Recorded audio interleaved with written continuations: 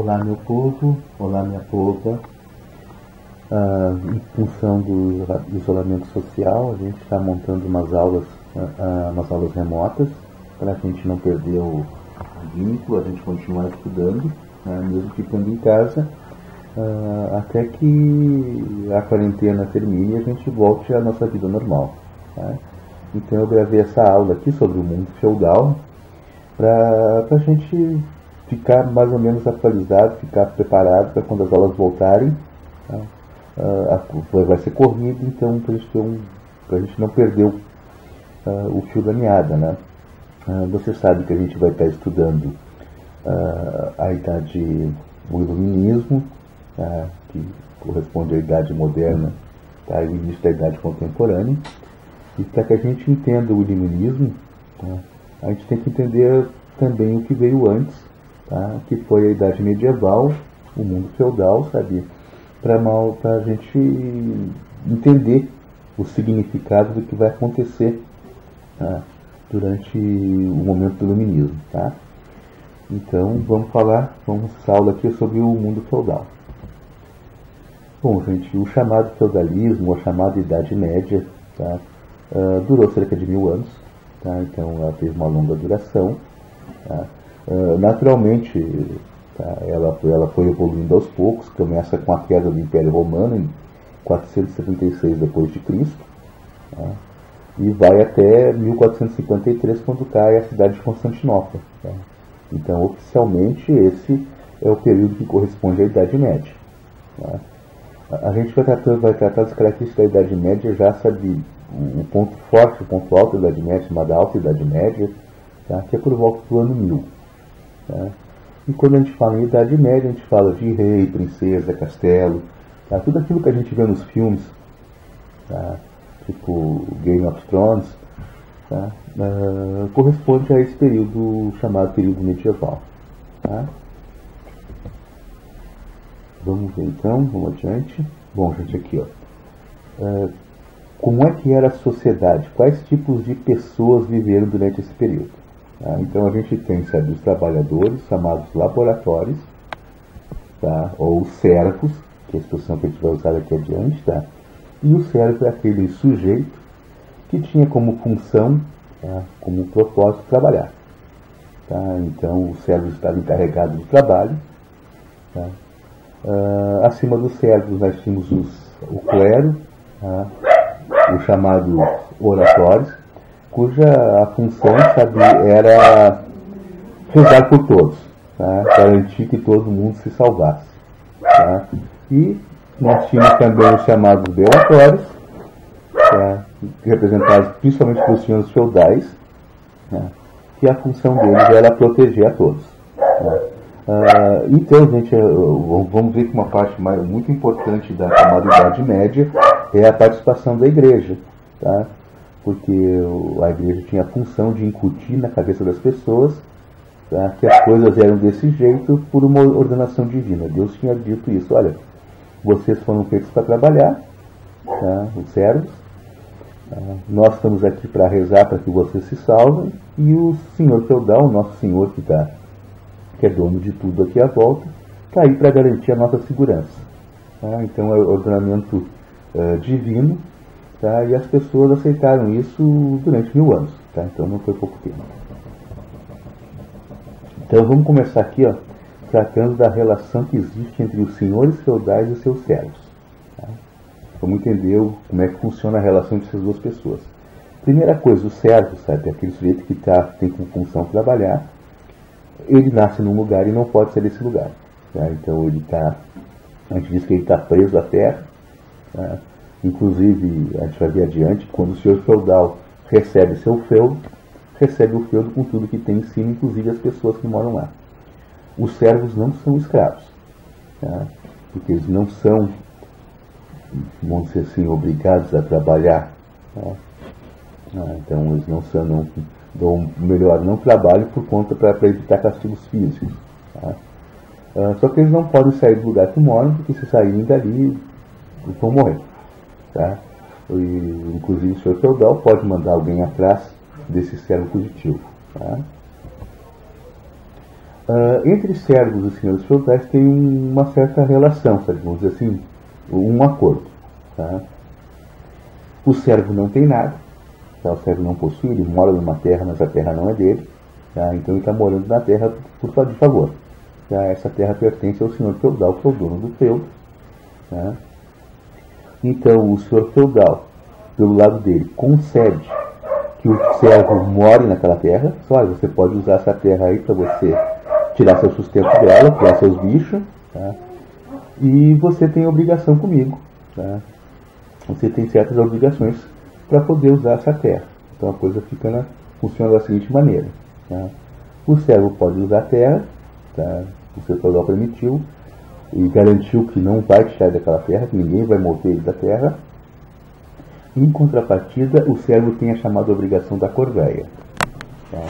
A corveia é o seguinte: o servo tem que trabalhar nas terras do senhor feudal, ou seja, terras que não são dele, tá? Para poder ter o direito de morar onde ele mora. Se a gente passasse para os dias de hoje, seria como quem vive de aluguel. Essa pessoa tem que pagar um aluguel para ter o direito de morar naquele lugar. Então, mesma coisa com o servo. Ele tinha a obrigação da corveia, tá?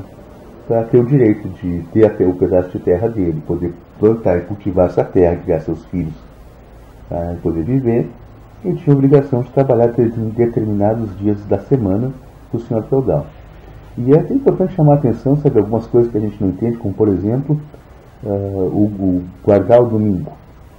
A igreja criou essa obrigação de não trabalhar os domingos, de certa medida para proteger os servos, né? Para evitar que os senhores feudais exigissem que eles trabalhassem 7 dias por semana nas suas terras. E se o sujeito trabalhar 7 dias nas terras do senhor feudal, não sobraria nenhum para cuidar da terra dele. Né? Então, a igreja, embora sempre pendesse para o lado dos senhores feudais, às vezes já tomava alguma atitude para garantir a vida dos servos, que a gente até vai entender em seguida por quê. Bom, então, a primeira coisa, a corveia para poder usar a terra. Tinha uma outra obrigação, as obrigações eram muitas aqui, peguei só as principais, que era a obrigação da talha. Tá? Então, o servo produzia na terra dele, que ele produzisse era dele, tá? Mas uma parte ele tinha que entregar para o senhor feudal, o dono da terra, tá? Que seria, se a gente pensasse nos dias de hoje, uma coisa com imposto de renda. Tá? Você ganha 100, uma parte desses 100 que você produziu, tá? Essa me compete, é para mim. Tá? Então essa era a obrigação da talha. Além da obrigação da talha, os servos também tinham chamadas obrigação das banalidades. Banalidades é o seguinte, tá? Nem tudo que o servo precisava, ele tinha. Então às vezes ele tinha que pedir alguma coisa emprestada do senhor feudal. Por exemplo, os moinhos. Tá? Então quando ele fosse moer o trigo para fazer sua farinha, ele tinha que pagar pelo uso desse equipamento, o uso do moinho, tinha que deixar uma parte da farinha que ele moeu. Né?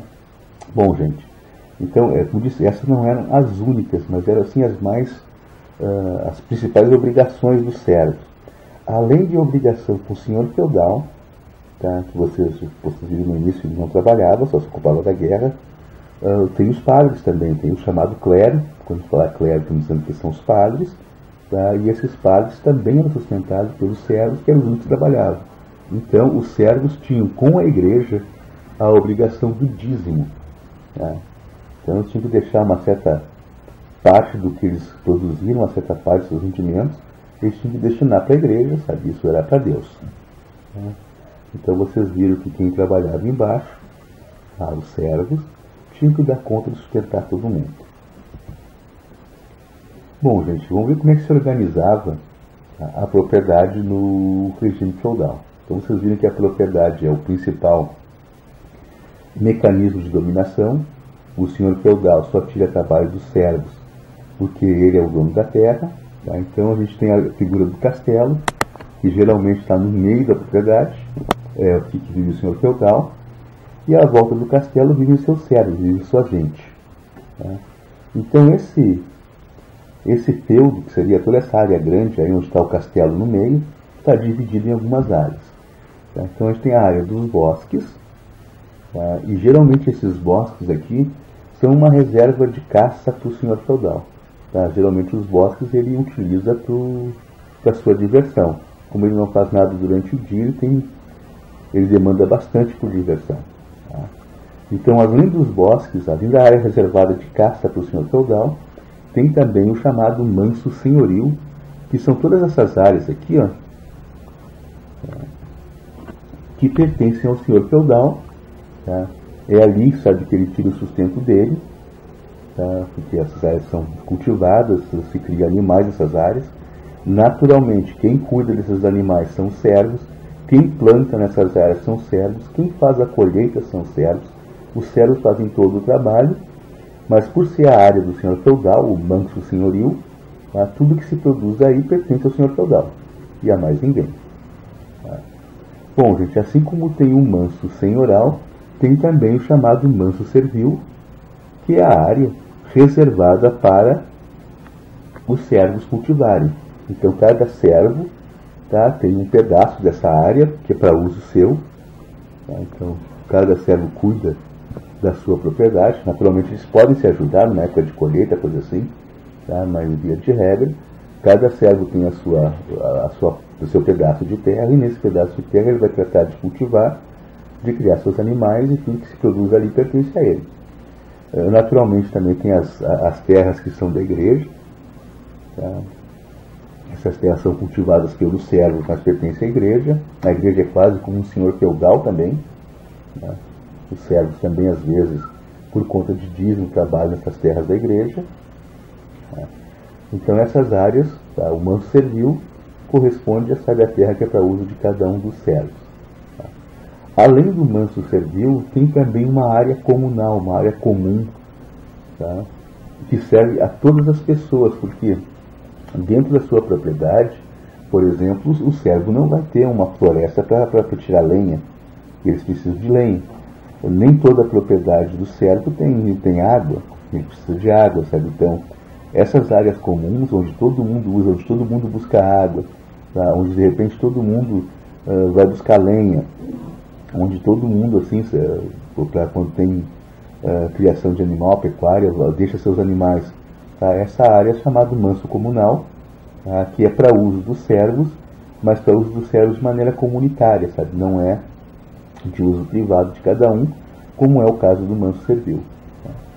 Então, essa é a organização do espaço, e é assim que as pessoas produziam durante a chamada Idade Média.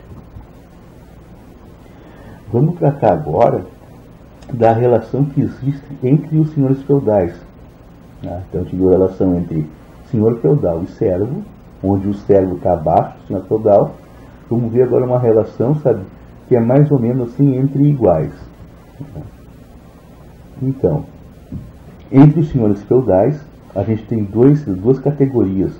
A gente tem a figura do sucerano, tá? E o sucerano, geralmente, a gente representa como sendo o rei, e a figura do vassalo. Todos os dois são nobres, tá? Mas existe uma relação, sabe, entre eles que é diferente da relação entre servo e senhor feudal. Tá? Então, o sucerano, ele concede para o seu vassalo o feudo, ou seja, aqui é o rei, tá, que entrega aquela área que o senhor feudal mora, com as pessoas, tá, animais e coisas que tem sobre essa área, ele entrega para o vassalo, tá? E o vassalo, tá, se compromete a toda vez que o senhor feudal precisar de serviço militar, precisar de um soldado, tá, ele se compromete a lutar pelo senhor feudal. Tá, e junto com isso ele se compromete, sabe, a obedecer o senhor feudal. Então ele tem um compromisso de fidelidade. Da mesma maneira, o senhor feudal concede o feudo do seu vassalo e dá proteção, dá a garantia para o vassalo que esse feudo não vai ser tomado. Então, se eu estou te dando esse feudo, estou garantindo para ti que esse feudo não vai ser tomado de ti. Tá? Que é uma garantia que eu estou te dando. Então, essa é a relação que tem entre o senhor feudal e o vassalo. É uma relação de iguais. Um entrega, se compromete a lutar pelo outro, e o outro se compromete a proteger e garantir a propriedade do vassalo. Então os dois, tá, são equiparados, então tem uma relação de duas mãos aí, tá? Um ajuda o outro. Como é que fica a composição disso aí? Tá? Então, olha só. Tem a chamada investidura, tá? E a investidura é o seguinte, é onde o sucerano entrega uma cerimônia, sendo que ele formalmente ele entrega para o seu vassalo o feudo. Tá? A gente está acostumado a ver nos filmes a sagração de cavaleiros, sabe? Onde o sujeito se ajoelha, sabe? E o rei, sabe? Eu te concedo o cavaleiro, sabe? Você é meu cavaleiro a partir de agora. Tá? Essa é uma cerimônia de investidura. Tá? Mas geralmente as investiduras também podiam ser diferentes, sabe? Não existe uma relação padrão. Tá? Às vezes o senhor feudal entregava um pacotinho com um pouco da terra do feudo para simbolizar aquilo que ele está dando, está concedendo ao seu vassalo. Tá? E a outra mão, sabe, é a homenagem, tá? Onde o vassalo, tá, se compromete a ser fiel, jura fidelidade ao seu sucerano. Tá? O ponto alto da cerimônia de homenagem, sabe, é quando é o ósculo, tá? Quando o vassalo beija seu rei, sabe? E geralmente é um beijinho na boca, sabe? Tá? Então essa é a cerimônia, tá, que sela essa relação entre senhor feudal, entre sucerano e vassalo. Tá? O sucerano tem a obrigação de dar proteção e conceder o feudo, e o vassalo tem a obrigação de dar apoio militar ao seu sucerano. Como é que a coisa fica então? Olha só, a gente tem o rei como figura de sucerano, tá? E o rei tem relação com vários vassalos. Tá? Então cada um desses vassalos está comprometido com o rei ou com o sucerano, mas se forem convocados, tá, vão participar de expedição militar, vão se entregar, tá, vão lutar ao lado do seu rei. Tá. E o sucerano garante, tá, que o vassalo vai ser protegido por ele. Então, se alguém, porventura, sabe, alguém de fora da relação, tá, tentar algum mal com esse vassalo aqui, tá, automaticamente está lutando com todos, porque o rei vai na obrigação, vai reunir todo o restante de seus vassalos e vai sair em defesa daquele que foi ofendido. Tá? Então vocês vejam que a força do rei, tá, vem, tá, da força individual de todos os seus vassalos. Tá? Às vezes o sucerano, o rei, ainda é vassalo de um outro sujeito que está acima dele. Tá? Então pode ter, sabe, um outro sucerano, tá? E nessa situação, por exemplo, se ele é vassalo de um outro sucerano, se ele for convocado, todos os seus vassalos automaticamente também são convocados e têm que lutar na defesa, tá, do sucerano do sucerano. Tá? Então vocês vejam que a relação de força se dá por esse tipo de associação. Tá? O sucerano só é forte, tá, pela a força dos seus vassalos. Bom, gente, agora vamos ver a relação que é mais complexa um pouquinho, que diz respeito ao rei, e quando a gente fala rei aqui, vamos pensar em sucerano, tá, os seus vassalos e a igreja. Tá? Cada um deles tem um papel a cumprir, tá, nessa relação. Tá? Vamos falar um pouquinho da igreja, do chamado clero. Vocês viram a palavra clero, estamos falando dos padres, e estou falando da igreja. Tá? Então tem uma hierarquia, certo? Tem uma relação aqui. A gente tem o chamado baixo clero, tá? E o baixo clero é o seguinte, é aquele padre que está perto das pessoas, que está perto dos pobres. Tá? Eles não têm nada de bonzinhos, tá? Mas vivem entre os pobres, e são esses padres, esse baixo clero, que vai arrecadar o dízimo, tá? E vai passar parte desse dízimo para o alto clero. Tá? Então quem realmente sabe estar junto ao povo, está junto ao povo, não exagero, está junto aos servos, tá? Recolhendo o dinheiro dos servos, é o baixo clero. São padres menores, Tá? Geralmente eles não têm nenhuma força, né? Pelo menos não fora da sociedade deles, fora do domínio deles, sabe? Tá? Eles estão ali, sabe, para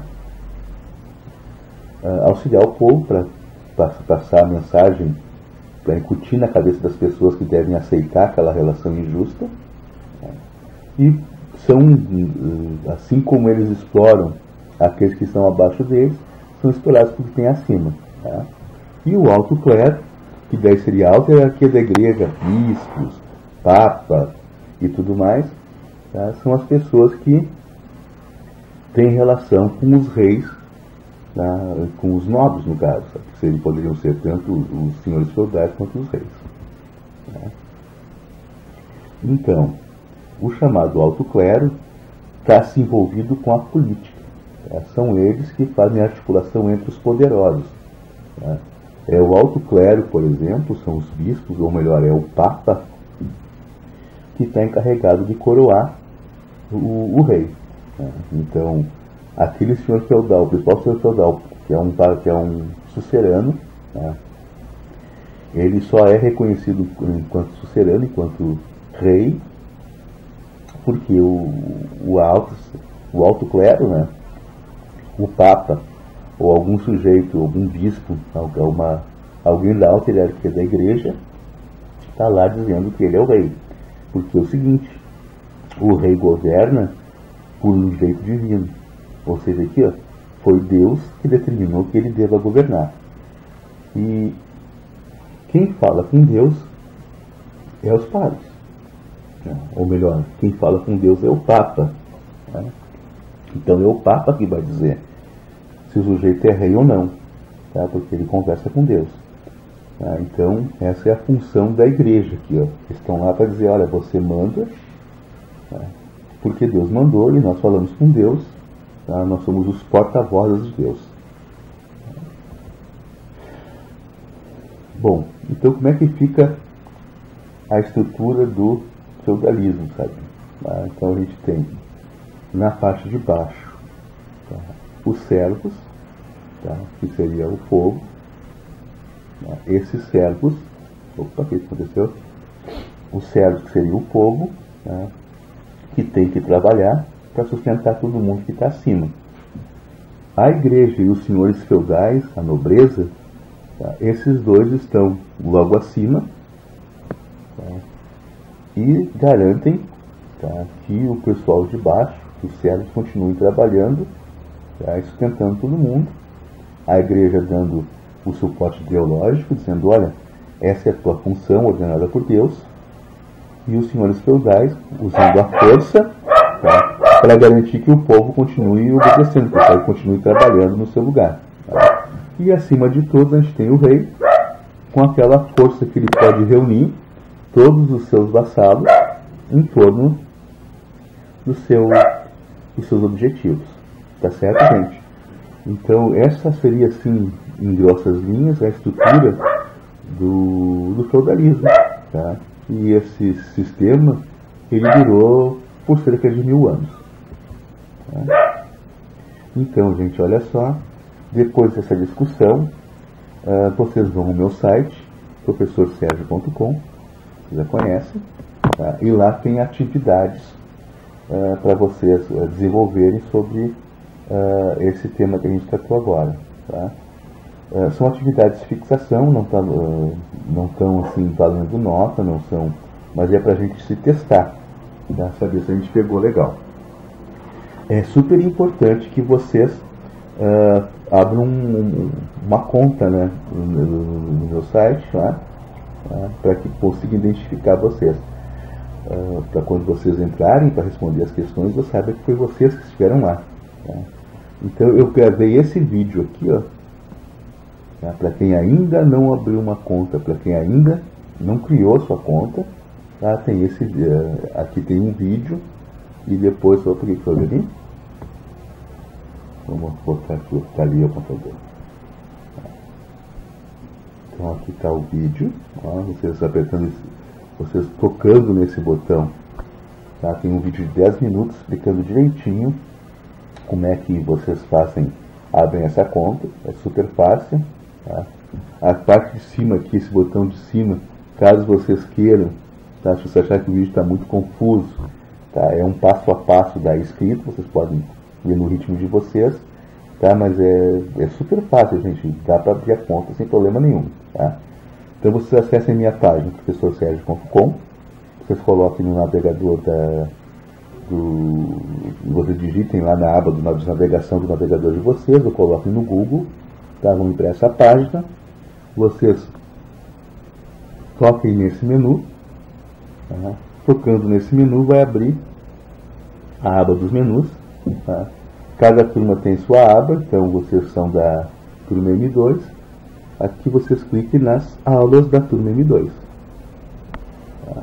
Clicando em aulas, tá? Espero que vocês já tenham, tá, uma conta já configurada, tá? Então vocês colocam a identificação de vocês aqui, sei lá, eu, Zé, digitem o nome de vocês, digitem a senha de vocês aqui, nesse campo da senha, cliquem em acessar, que vocês vão acessar a página das aulas, tá bom?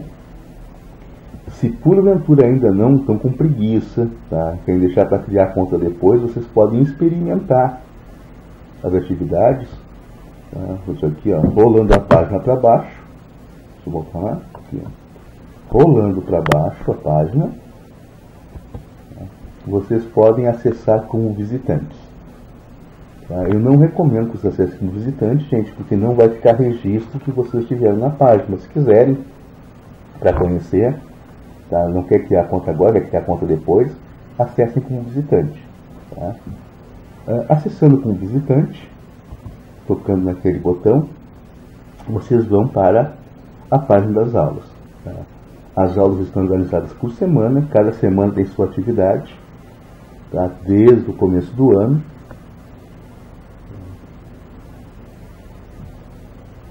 Opa, tá, tem suas atividades aqui, cada semana.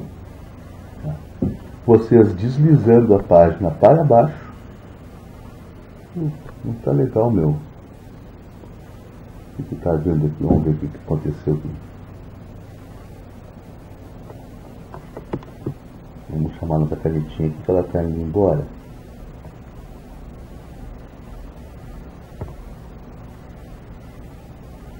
Aqui, enquanto o computador pensa um pouquinho.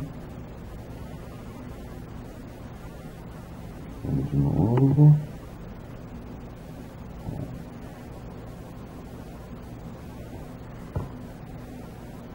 Essa canetinha. Pronto, então desliza a página para baixo. Tá? Desliza para baixo. E vocês vão parar lá na... Desliza para baixo, isso. Vamos parar aqui, ó, na semana correspondente que a gente está agora. Essa semana, essa atividade foi pensada para a semana de 27 de abril a 3 de maio. Tá? Então, deslizando a página para vocês chegam lá, clicando aqui, ó, nesse ícone, o que é utilização. Vai demorar a minha canetinha para eu pensar.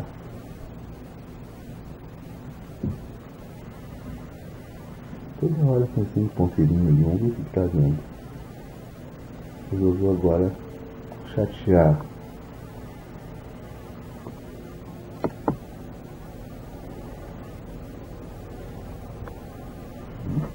Opa, aqui. Vocês apertam naquele botão ali, naquele ícone, e vão para as aulas, tá? Nas aulas vai ter essa aqui, não é a turma de vocês, é a turma M4, eu peguei como exemplo, tá? Vai estar o vídeo que a gente está falando agora. Se vocês clicarem no vídeo, vocês clicarem aqui no vídeo, vão assistir esse vídeo. Se vocês não tiverem a fim de ver o vídeo, vocês podem clicar diretamente na próxima página. Tá? Apertem, toquem naquele botão. Vocês vão ir para a página de questões. A página de questões é assim, ó, tá? Diz respeito a essa aula. Vocês deslizem para baixo.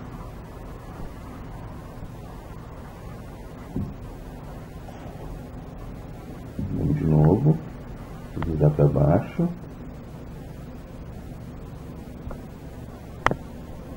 Deslizem para baixo. vai estar as questões, as perguntas, tá? Como eu disse a vocês, essas são as perguntas da M4. Vocês marquem uma delas, qualquer uma, e apertem em enviar. Ou melhor, toquem em enviar.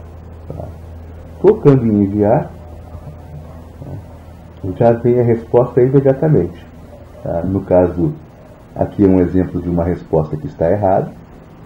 Tá? E logo abaixo, a explicação por que essa resposta está errada. E respondendo errado, vocês têm uma opção. Se quiserem tentar novamente, vocês toquem nesse botão, tá? Vai repetir a pergunta para vocês tentarem novamente. Se vocês não quiserem tentar novamente, porque querem partir para a próxima questão, vocês apertem, vocês toquem nesse botão e ela vai avançar para a próxima questão. Certo? É super fácil, gente, eu recomendo que vocês façam.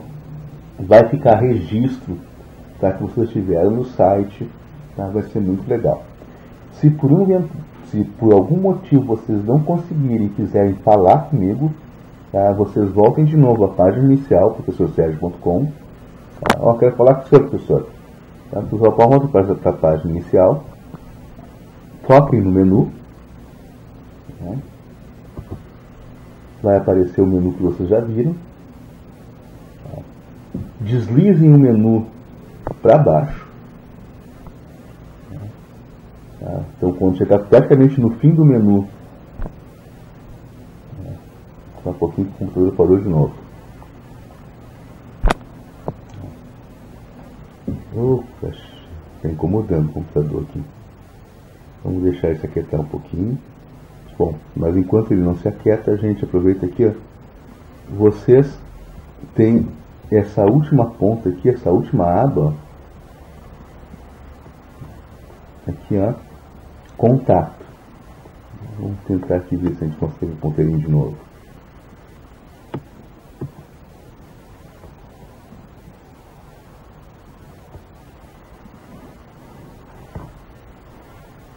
Vocês toquem no contato aqui.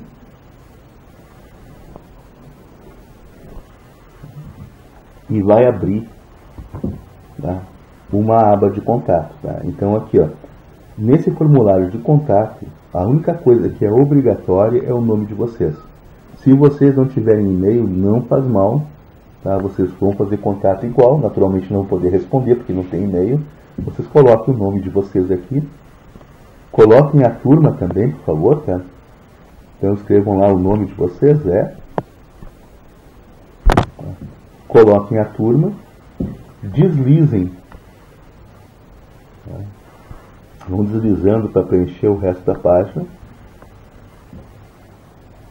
O ponteirinho não está legal, não quer aparecer nunca. O computador resolveu atrapalhar. Bom, então vocês deslizem a página para baixo.